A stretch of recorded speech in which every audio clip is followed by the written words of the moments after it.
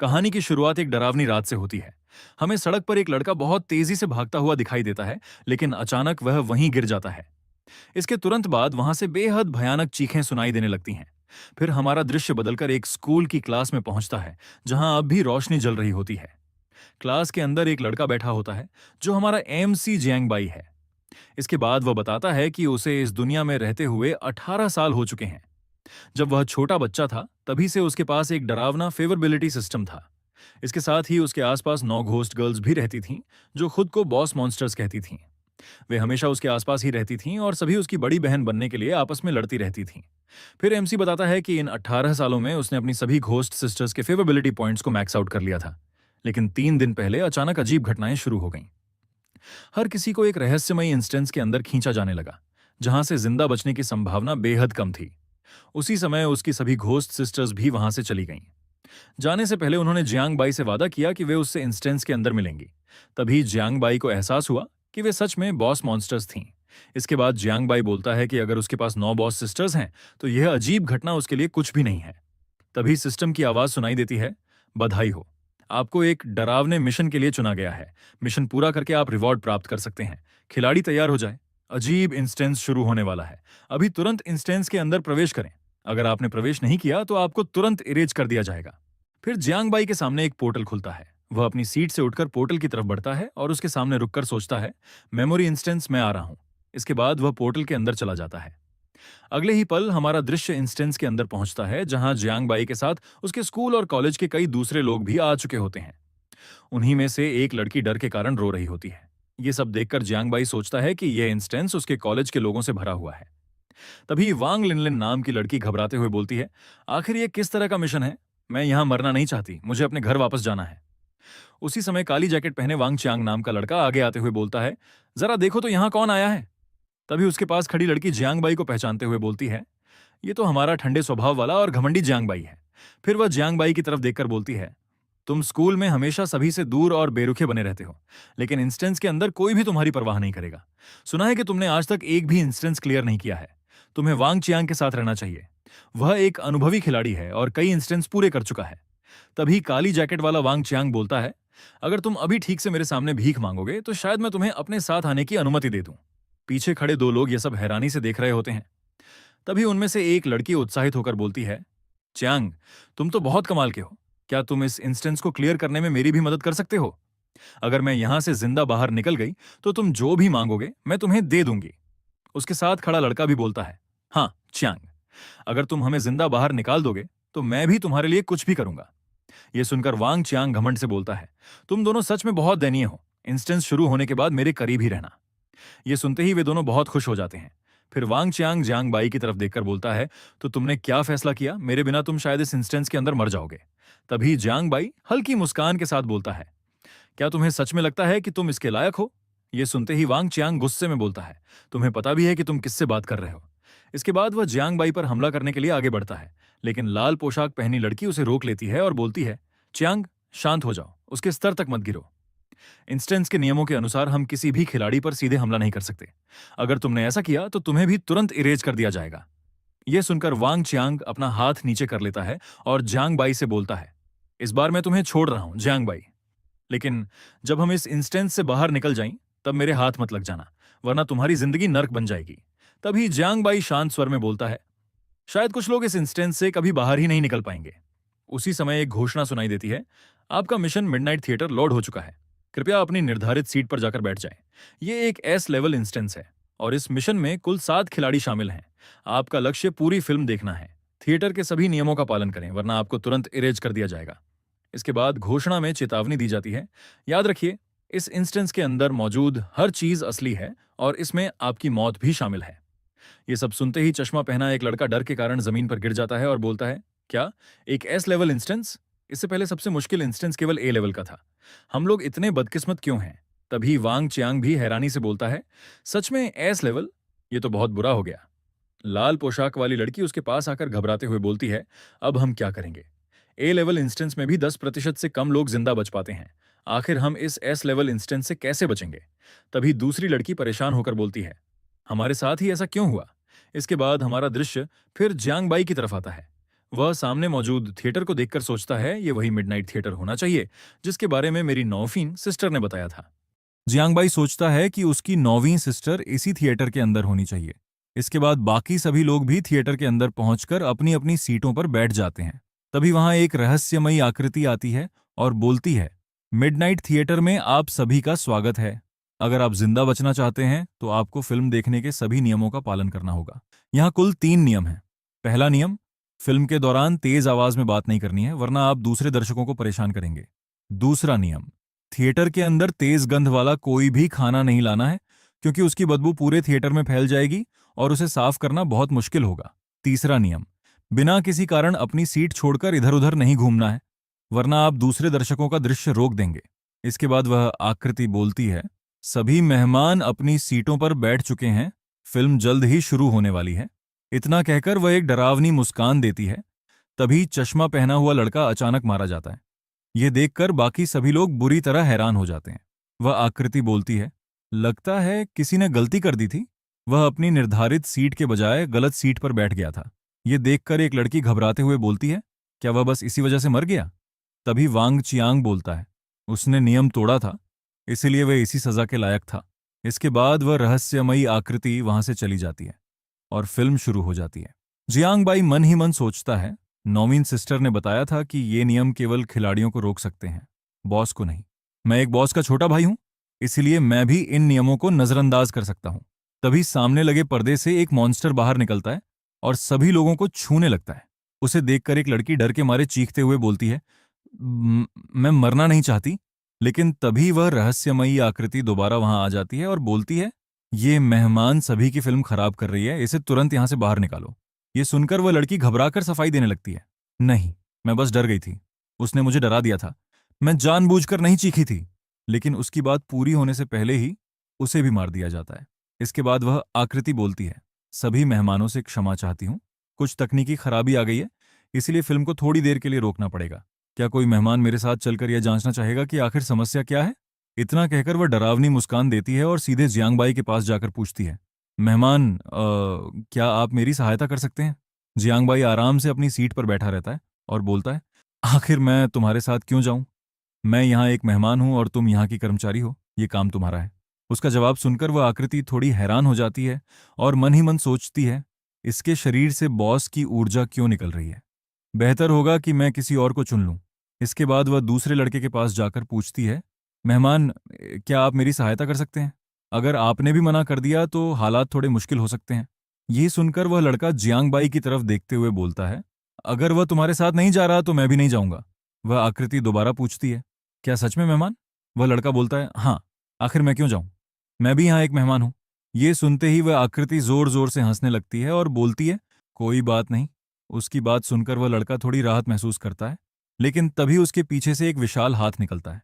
इसके बाद उसके आसपास कई हाथ प्रकट होने लगते हैं और उसे पूरी तरह अपने अंदर खींचकर गायब कर देते हैं। फिर वह आकृति बाकी लोगों की तरफ देखकर पूछती है, तो अब कौन सा मेहमान मेरे साथ चलकर जांच करना चाहता है? तभी काली जैकेट पहना वांग चियांग बोलता है, मैं तुम्हारे साथ चलकर देखता हूं। इसके बाद वह अपनी सीट से उठकर आगे बढ़ने लगता है।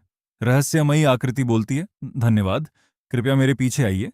दोनों वहां से चले जाते हैं। कुछ समय बाद वांग चियांग वापस लौटकर अपनी सीट पर बैठ जाता है। फिर वह अपनी जेब से एक रहस्यमयी लॉकेट निकालता है और हंसते हुए बोलता है, देखा, कुछ लोग बस बड़ी बड़ी बातें करते हैं और किसी की सहायता नहीं करते। वहां तो केवल एक स्विच चालू करना था। इसके बदले मुझे एक रहस्यमयी वस्तु भी मिली है। बाहर ऐसी चीजों की बहुत बड़ी कीमत मिलती है, अब पछताने का कोई फायदा नहीं है।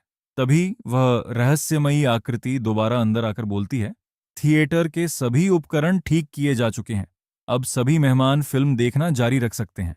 इसके बाद फिल्म एक बार फिर शुरू हो जाती है। फिल्म दोबारा शुरू होने के कुछ समय बाद एक सर्वर खाने पीने की चीजें लेकर वहां आती है और बोलती है, फिल्म काफी देर तक चलने वाली है, इसलिए हमारे सभी मेहमानों के लिए स्नैक्स की व्यवस्था की गई है। आप लोग अपनी पसंद की कोई भी चीज चुन सकते हैं।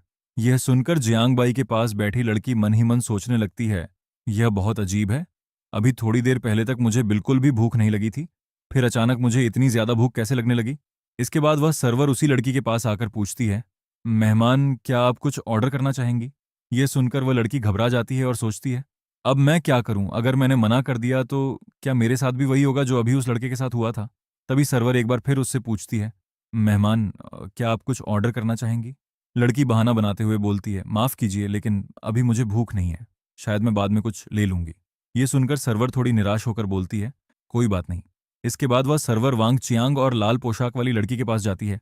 वह लाल पोशाक वाली लड़की को क्रैकर्स का एक पैकेट देते हुए बोलती है, इन क्रैकर्स से किसी भी तरह की गंध नहीं आती, इसलिए आप इन्हें थिएटर के अंदर सुरक्षित रूप से खा सकती हैं। लाल पोशाक वाली लड़की अपनी भूख पर काबू नहीं रख पाती और बोलती है, सच में? मुझे बहुत ज्यादा भूख लगी है, मुझे एक पैकेट दे दो। लेकिन जैसे ही वह उस पैकेट को छूती है, वह अचानक फट जाता है और उसके अंदर मौजूद खाना पूरे थिएटर में फैल जाता है। ये देखकर वह लड़की हैरान होकर बोलती है, ये क्या हुआ?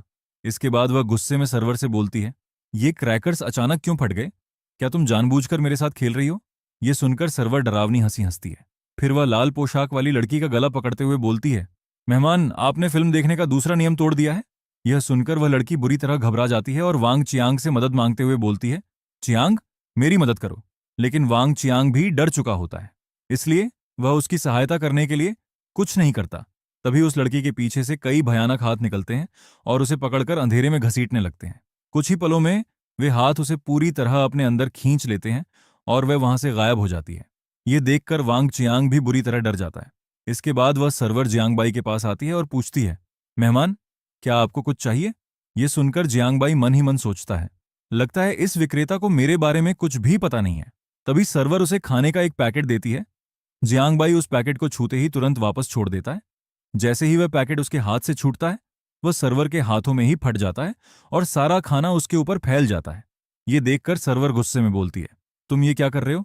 जियांगबाई शांति से बोलता है, कुछ खास नहीं, मैंने बस अपना फैसला बदल दिया है, अब मुझे कुछ भी नहीं चाहिए। इसके बाद वह सर्वर की तरफ देखकर बोलता है, लेकिन ऐसा लग रहा है कि अब तुमने खुद ही थिएटर का नियम तोड़ दिया है, क्या तुम्हें भी इसकी सजा नहीं मिलनी चाहिए? तभी अचानक कई भयानक हाथ प्रकट होते हैं और उस सर्वर को पकड़कर खींचने लगते हैं। वह खुद को छुड़ाने की कोशिश करते हुए लगातार चिल्लाती है, मुझे छोड़ दो। लेकिन अगले ही पल वे हाथ उसे भी अपने साथ खींच लेते हैं और वह वहां से पूरी तरह गायब हो जाती है। तभी वही रहस्यमयी आकृति दोबारा वहां आती है और गुस्से में जियांगबाई से बोलती है, मेहमान, तुमने हमारे स्टाफ पर हमला करने की हिम्मत की है। तुमने मिडनाइट सिनेमा की नीतियों में गंभीर रूप से बाधा डाली है, इसलिए अब मैं तुम्हें सजा देने के लिए अपने साथ लेकर जाऊंगी। ये देखकर वांग चियांग मुस्कुराने लगता है और जियांगबाई से बोलता है, तुम्हें क्या लगा था? क्या तुम खुद को दूसरों से अलग समझते हो? तुमने एक अजीब जीव पर हमला करने की हिम्मत की है। क्या तुम सच में मरना चाहते हो? उधर जियांगबाई के पास बैठी लड़की मन ही मन सोचती है, आखिर इसने उस सर्वर से उलझने की जरूरत ही क्यों समझी? अब तो यह निश्चित रूप से मारा जाएगा। इसके बाद इस इंस्टेंस में केवल मैं और वांग चियांग ही बचेंगे। लेकिन क्या मैं सच में यहां से जिंदा बाहर निकल भी पाऊंगी? तभी जियांगबाई उस रहस्यमयी आकृति से बोलता है, उसने तुम्हारे नियम खुद ही तोड़े थे, आखिर इसमें मेरी क्या गलती है? अगर तुम्हारे दिमाग में कोई समस्या है तो जाकर उसका इलाज करवाओ। अब अगर तुमने मुझे पकड़ने की कोशिश की तो इसका मतलब होगा कि तुम खुद इंस्टेंस के सामान्य नियम तोड़ रही हो। ये सुनकर वह आकृति बोलती है, अगर बात ऐसी है तो इसके बाद जो भी होगा उसके लिए मुझे दोष मत देना। इसके बाद वह अपने हाथ में एक व्हिप निकालती है और बोलती है, यह व्हिप मुझे मैनेजर ने दी है। इसके अंदर बॉस की घोस्ट एनर्जी मौजूद है। मैं इससे किसी भी मेहमान की आत्मा को टुकड़ों में बिखेर सकती हूँ। इसके साथ ही यह उसकी स्पिरिट पावर को भी सोख लेती है। ये सुनकर वांग चियांग हंसने लगता है और जियांगबाई से बोलता है, तुम बहुत घमंडी हो। अब मैं देखना चाहता हूं कि तुम एक अजीब जीव के शिकार से कैसे बचते हो। इसके बाद वह रहस्यमयी आकृति डरावनी मुस्कान देती है और अपने व्हिप से जियांगबाई पर हमला कर देती है। लेकिन जैसे ही उसका हमला जियांगबाई से टकराता है, उसे जरा भी नुकसान नहीं होता। यह देखकर वहां मौजूद सभी लोग बुरी तरह हैरान रह जाते हैं। यह देखकर वह रहस्यमयी आकृति हैरान होकर बोलती है, आखिर मैं इसे मार क्यों नहीं पा रही हूं?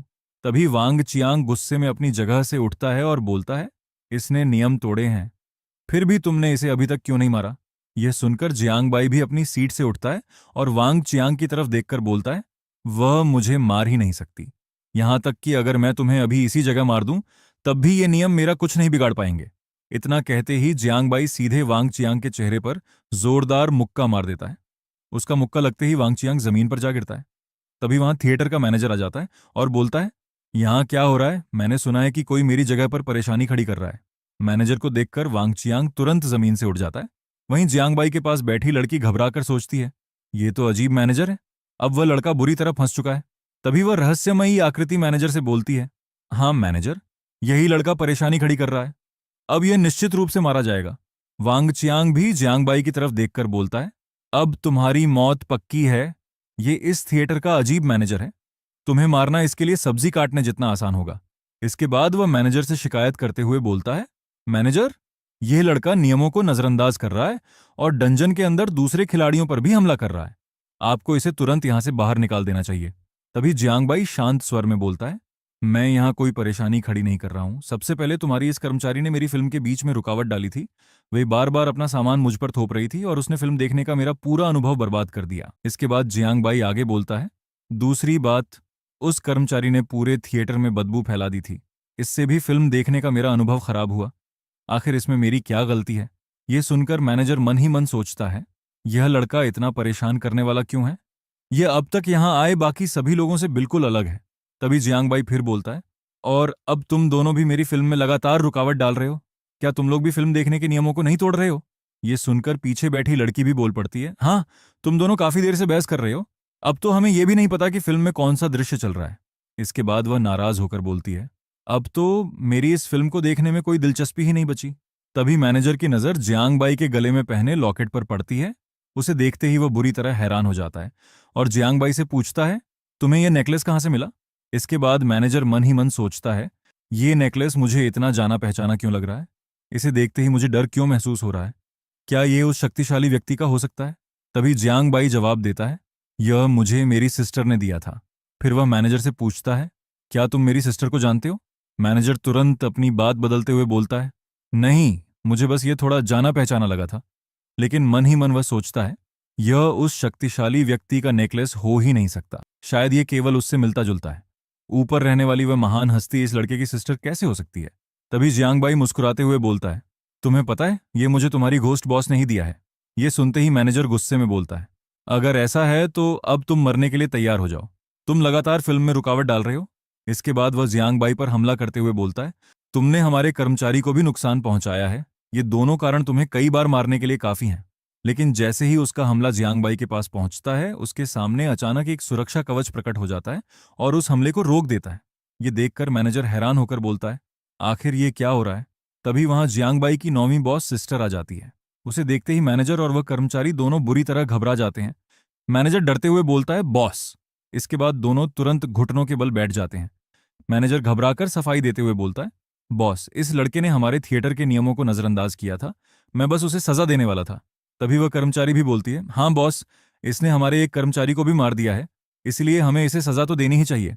ये सब देखकर जियांगबाई के पास बैठी लड़की मन ही मन सोचती है, घोस्ट बॉस? क्या ये महिला उन 9 घोस्ट बॉस में से एक है? अब तो खुद बॉस भी यहां आ गई है। आखिर अब हम क्या करेंगे? उधर वांग चियांग हंसते हुए जियांगबाई से बोलता है, अब मैं देखता हूं कि तुम क्या करते हो। सभी घोस्ट बॉस बेहद निर्दयी और खून की प्यासी होती है, लेकिन तभी वह बॉस सीधे जियांगबाई के पास चली जाती है। उसे देखकर जियांगबाई बोलता है, मैंने नहीं सोचा था कि आप मुझे यहां मिलेंगी सिस्टर। उसकी नौवीं सिस्टर मुस्कुराते हुए बोलती है, मैंने भी नहीं सोचा था कि तुम्हारा पहला डंजन मेरा ही डंजन होगा। अब मैं अपनी बाकी सिस्टर्स से लगाई गई शर्त जीत गई हूं। ये सुनकर मैनेजर बुरी तरह हैरान हो जाता है और मन ही मन सोचता है, क्या इसका मतलब इस लड़के ने अब तक जो कुछ भी कहा था वह सब सच था? अगर ये बॉस का छोटा भाई है तो क्या अब ये भी मेरा बॉस हुआ? इसके बाद मैनेजर तुरंत खड़ा होता है और जियांगबाई के सामने झुकते हुए बोलता है, मुझे माफ कर दीजिए, मैं आपको पहचान नहीं पाया। कृपया मुझ पर दया कीजिए और मेरी गलती को माफ कर दीजिए। तभी वह कर्मचारी भी जियांगबाई के सामने आकर बोलती है, कृपया मुझे भी माफ कर दीजिए। अगर मुझे पहले पता होता कि आप कौन हैं तो मैं आपके साथ कभी भी ऐसा व्यवहार नहीं करती। इसके बाद दोनों लगातार जियांगबाई से अपनी जान बख्शने और उन्हें माफ करने की विनती करने लगते हैं। इसके बाद जियांगबाई अपनी सिस्टर से पूछता है, क्या ये दोनों तुम्हारे लोग हैं? अगर हाँ तो अब तुम ही इन्हें संभालो। यह सुनकर उसकी नौवीं सिस्टर मैनेजर और कर्मचारी से बोलती है, तुरंत खड़े हो जाओ और मेरे छोटे भाई को सुरक्षित बाहर लेकर जाओ। दोनों तुरंत खड़े हो जाते हैं और जियांगबाई को थिएटर से बाहर ले जाने लगते हैं। तभी उसकी सिस्टर उसे एक रहस्यमयी एम्यूलेट देते हुए बोलती है, इसे अपने पास रखो, ये डीजे लेवल के घोस्ट्स के हमलों से तुम्हारी रक्षा करेगा। जियांगबाई बोलता है, धन्यवाद सिस्टर। इसके बाद उसकी सिस्टर बोलती है, मैं यहां ज्यादा देर नहीं रुक सकती, अब मुझे जाना होगा। लेकिन जाने से पहले मुझे एक काम करना है। फिर वह वांग चियांग की तरफ देखकर गुस्से में बोलती है, तुम्हारी हिम्मत कैसे हुई मेरे छोटे भाई को परेशान करने की? इतना कहते ही वह वांग चियांग को खत्म कर देती है और वहां से चली जाती है। उसके जाने के बाद मैनेजर अपनी कर्मचारी से बोलता है, तुमने देखा बॉस ने उसके साथ कितने प्यार से बात की? कर्मचारी जवाब देती है, हाँ, बॉस ने आज तक हमसे इतनी प्यार से बात नहीं की। अगली बार हमें बॉस जियांग के सामने बहुत सावधान रहना होगा। इसके बाद जियांग बाई और बची हुई लड़की थिएटर से बाहर निकल जाते हैं। बाहर आकर वह लड़की सोचती है, आखिर जियांग बाई है कौन? वह इतने शक्तिशाली घोस्ट बॉसेस को कैसे जानता है? हम सभी का मरना लगभग तय था, लेकिन उसने इतनी आसानी से सब कुछ बदल दिया। फिर वह जियांग बाई से पूछती है, क्या मैं तुम्हारी टीममेट बन सकती हूँ? लेकिन जियांग बाई मना करते हुए बोलता है, नहीं, मैं अकेला ही जाऊंगा। इसके बाद जियांग बाई अपने घर की तरफ जाते हुए सोचता है, यह लेट नाइट सिनेमा डंजन मेरे लिए काफी फायदेमंद रहा। मेरी बात भी सही साबित हो गई और मुझे एक प्रोटेक्टिव एम्यूलेट भी मिल गया। अब पता नहीं अगला डंजन कौन सा होगा। कुछ समय बाद वह अपने घर पहुंच जाता है। दरवाजा खोलते ही वह सोचता है, आज घर का माहौल इतना अजीब क्यों लग रहा है? अंदर की लाइट्स किसने जलाई हैं? क्या कोई घर में घुस आया है? वह अंदर जाता है और देखता है कि एक डरावनी मॉन्स्टर रसोई में खाना बना रही है। उसे देखकर जियांगबाई सोचता है, मेरे घर में यह मॉन्स्टर कहाँ से आ गई? क्या मेरी सिस्टर इसी घोस्ट शेफ के बारे में बता रही थी? इसके बाद जियांगबाई बताता है कि इस डरावनी दुनिया में केवल डंजन ही खतरनाक नहीं है। कई घोस्ट सामान्य इंसानों की तरह बनकर उनके आसपास छिपे रहते हैं। अगर कोई उन्हें समय रहते पहचान न पाए तो वह आसानी से उनके जाल में फंस सकता है। इसके अलावा कुछ घोस्ट बिना किसी चेतावनी के अचानक इंसानों के सामने प्रकट हो जाते हैं। जब तक इंसान को उनके बारे में पता चलता है, तब तक बहुत देर हो चुकी होती है। जियांगबाई सोचता है, अगर मैं इसका बनाया खाना खाकर इसकी तारीफ कर दूं, तो शायद यह खुश होकर यहां से चली जाएगी। तभी वह मॉन्स्टर पीछे मुड़कर बोलती है, तुम वापस आ गए? खाना तैयार होने वाला है, जाकर डाइनिंग रूम में बैठो। जियांगबाई जाकर डाइनिंग रूम में बैठ जाता है। कुछ देर बाद वह मॉन्स्टर खाना लाकर उसके सामने रखती है और बोलती है, खाना तैयार है, इसे चखकर देखो। लेकिन जियांगबाई कोई जवाब नहीं देता। ये देखकर वह मॉन्स्टर पूछती है, क्या मेरा बनाया खाना अच्छा नहीं है? क्या तुम इसे खाना नहीं चाहते? जियांगबाई उसकी तरफ देखकर बोलता है, तुम्हारी आंखें नहीं हैं, फिर भी तुम खाना बना रही हो। तुम अपने काम को लेकर काफी मेहनती हो। ये सुनते ही वह मॉन्स्टर गुस्से में बोलती है, बहुत बातें हो गईं, अगर तुम मेरा बनाया खाना नहीं खाओगे तो मरने के लिए तैयार हो जाओ। इसके बाद वह मॉन्स्टर जियांगबाई पर हमला कर देती है, लेकिन उसका पेंडेंट उसे बचा लेता है। ये देखकर वह मॉन्स्टर हैरान होकर बोलती है, आखिर ये क्या था? तुम मुझे चोट कैसे पहुंचा पा रहे हो? जियांगबाई हंसने लगता है और वह मॉन्स्टर मन ही मन सोचती है, ये तो सिर्फ एक इंसान है, फिर इसके पास ऐसी चीज कैसे हो सकती है जो मुझे नुकसान पहुंचा रही है? तभी जियांगबाई अपना पेंडेंट निकालकर बोलता है, क्या तुम इसकी बात कर रही हो? चिंता मत करो, जब तक तुम इसे नहीं छुओगी तब तक ये तुम्हें नुकसान नहीं पहुंचाएगा। ये देखकर वह मॉन्स्टर बोलती है, इससे तो मुझे किसी घोस्ट बॉस की ऊर्जा महसूस हो रही है। क्या तुम किसी घोस्ट बॉस के लिए काम करते हो? इसके बाद वह वहां से जाने लगती है, लेकिन जियांगबाई उसे रोककर पूछता है, कहाँ जा रही हो? वह मॉन्स्टर पलटकर बोलती है, मुझसे उलझने की कोशिश मत करना। जियांगबाई बोलता है, मैं तुमसे लड़ना नहीं चाहता, मैं बस तुमसे एक सौदे की बात करना चाहता हूँ। मॉन्स्टर हैरान होकर पूछती है, मेरे साथ सौदा? जियांगबाई बोलता है, जैसा कि तुमने देखा मैं कोई साधारण इंसान नहीं हूं, इसलिए तुम मेरे साथ काम कर सकती हो। मैं तुम्हें इस घोस्ट वर्ल्ड में जिंदा रखूंगा और कोई भी हाई लेवल घोस्ट तुम्हें मार नहीं पाएगा। बदले में तुम्हें सिर्फ मेरे घर के दरवाजे की रखवाली करनी होगी। ये सुनकर वह मॉन्स्टर हैरान होकर बोलती है, तुम मुझे अपने दरवाजे की रखवाली के लिए रखना चाहते हो? मैं एक मॉन्स्टर हूं और फिर भी तुम मुझे दरबान बनाना चाहते हो? जियांगबाई बोलता है, बाहर बहुत सारे हाई लेवल मॉन्स्टर्स घूम रहे हैं, अगर तुम वहां गई तो शायद जिंदा नहीं बचोगी। ये सुनकर वह कुछ देर सोचती है और फिर बोलती है, ठीक है, मैं ये काम करूंगी। इसके बाद जियांगबाई बोलता है, अच्छा अब मुझे बताओ तुम्हें यहाँ किसने भेजा था? इतना कहकर वह जाकर सोफे पर बैठ जाता है। मॉन्स्टर बताती है, मुझे एक्स ऑन ऑर्गेनाइजेशन ने भेजा था, वे घोस्ट्स पर रिसर्च करते हैं और उन्होंने ही मुझे ऐसा बनाया है। ये सुनकर जियांगबाई हैरान होकर बोलता है, क्या वे सामान्य इंसानों को भी मॉन्स्टर बना सकते हैं? तुम उनके बारे में और क्या जानती हो? वह मॉन्स्टर बोलती है, मैं बस एक बाहरी सदस्य हूं, इसलिए मुझे ज्यादा कुछ नहीं पता, लेकिन मुझे इतना जरूर मालूम है कि उनकी रिसर्च इंसानों की मदद के लिए नहीं है। जियांगबाई पूछता है, क्या तुम्हें उनके बारे में कोई और जानकारी याद है? तभी उस मॉन्स्टर के शरीर पर बना एक निशान चमकने लगता है और अगले ही पल जियांगबाई सीधे एक क्लास में टेलीपोर्ट हो जाता है।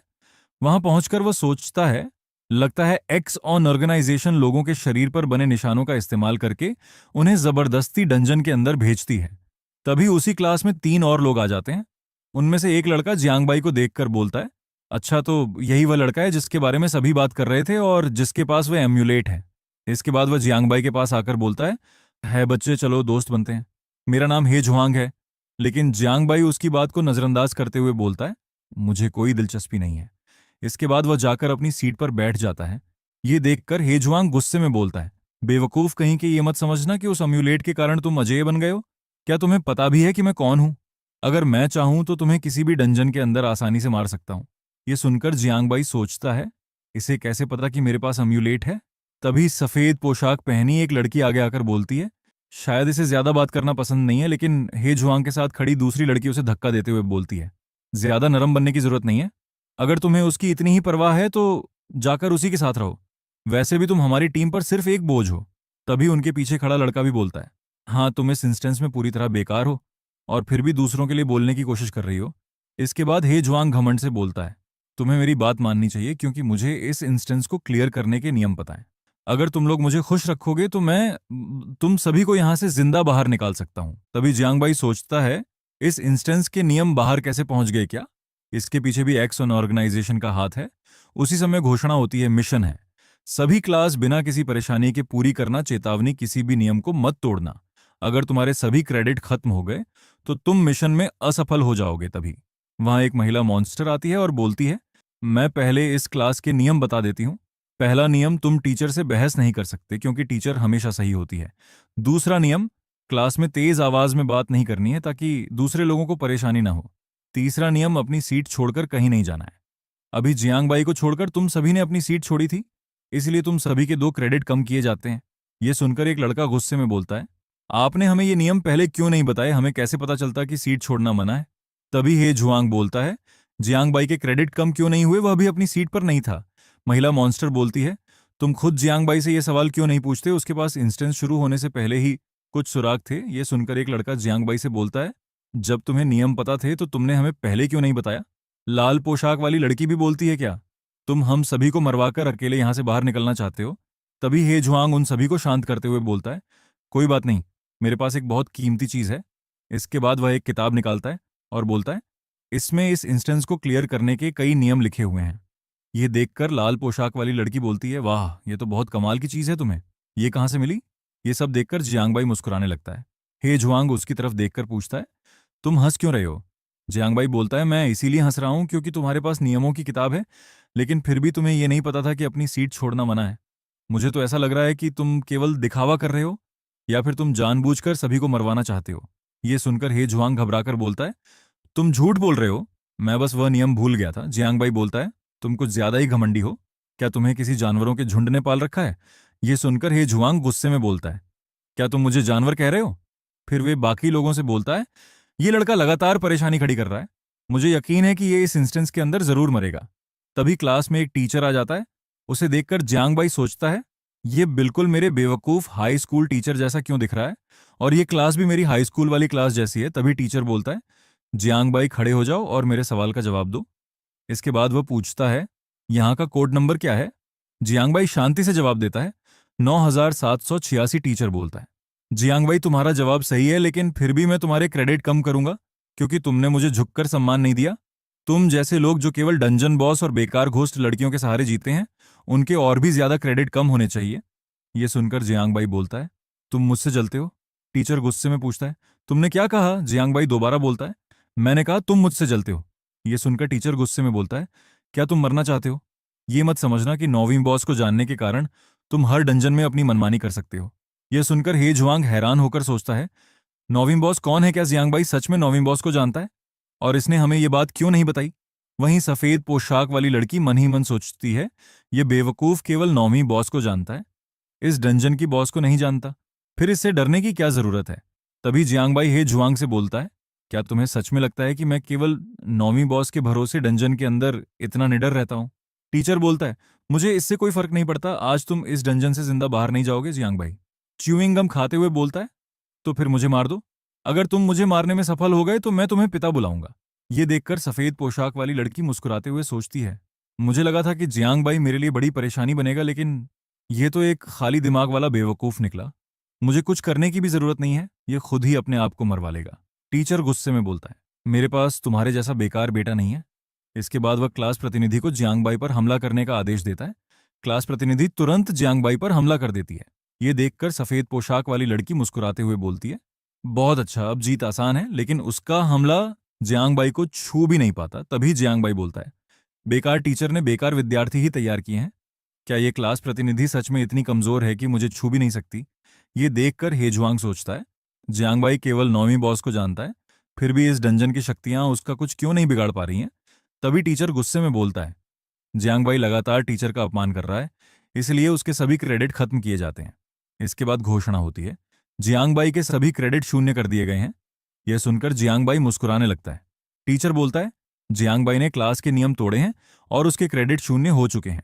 अब नियमों के अनुसार क्लास के सभी विद्यार्थी उसके साथ जो चाहें कर सकते हैं। इतना सुनते ही क्लास में मौजूद सभी मॉन्स्टर विद्यार्थी जियांगबाई पर हमला कर देते हैं, लेकिन उसके अम्यूलेट के कारण कोई भी हमला उसे नुकसान नहीं पहुंचा पाता। ये देखकर टीचर बुरी तरह हैरान हो जाता है और सोचता है, ये कैसे हो सकता है? इस लड़के के शरीर से हमारे प्रिंसिपल जैसी ऊर्जा क्यों आ रही है? क्या यह हमारे प्रिंसिपल को भी जानता है?